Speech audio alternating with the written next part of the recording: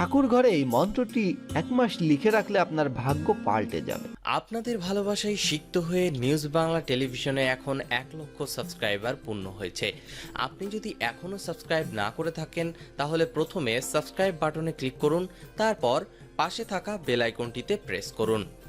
তাহলে পৌঁছে যাবে নিউজ বাংলা টেলিভিশনের সব নিত্য নতুন খবর আপনার কাছে সবার আগে।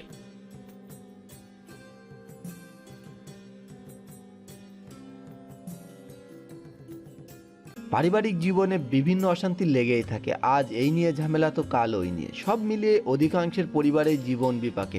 অন্যদিকে এমনটা চান না কেউই, সবাই সুখী গৃহকোণে পরিবার সদস্যদের মধ্যে সুসম্পর্ক, কিন্তু তাও কোথাও না কোথাও আমাদের গাফলতি থেকে বিভিন্ন অশান্তির সূত্রপাত ঘটে। আর পারিবারিক কলহের জেরে মন মেজাজ তরতাজা না থাকলে কাজে মন বসে না। পড়ুয়া হলে পড়াশোনায় যথেষ্ট ক্ষতি হয়, বাধ্য হয়ে আমাদের তখন দোষারোপ করতে থাকি নিজের ভাগ্যকে। দিনের শেষে ক্লান্তি হতাশা গ্রাস করে দুষতে থাকে নিজেকে। তারপরও যারা শাস্ত্রে জ্যোতিষে বিশ্বাসী তারা ভাগ্য ফেরানোর জন্য কত চেষ্টাই না করেন।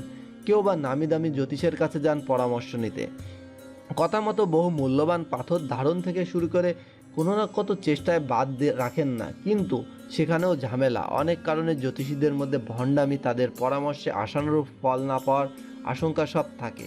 তবে তাদের ভাগ্য ফেরানোর উপায় আছে। নিজেদের ভাগ্যের উপর থেকে শনির নজর কাটিয়ে তুলতে কিংবা দুষ্ট গ্রহের প্রভাব বিনাশ করার জন্য সহজসাধ্য উপায় একটি, আর এই উপায় বদলাতে পারে আপনার সমস্ত শ্রেণীর মানুষই।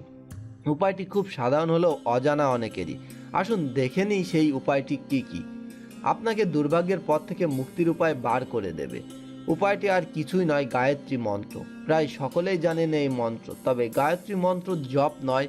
আপনাকে একটি কাগজে লিখে এই মন্ত্র এবং লিখে সেই কাগজটি কিছু গাঁদা ফুল ছিটিয়ে ফুল সমেত কাগজটি মুড়ে ফেলে রাখতে হবে মা দুর্গার মূর্তি বা ছবির সামনে।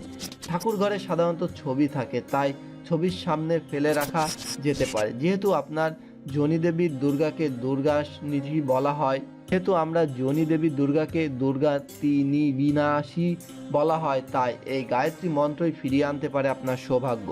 ভিউয়ার্স, এই ছিল আমাদের ভিডিওটি ভালো লাগলে অবশ্যই ভিডিওটিতে লাইক করবেন, কমেন্টে আপনার মতামত জানাবেন এবং ফেসবুকে বন্ধুদের সাথে শেয়ার করবেন। ধন্যবাদ।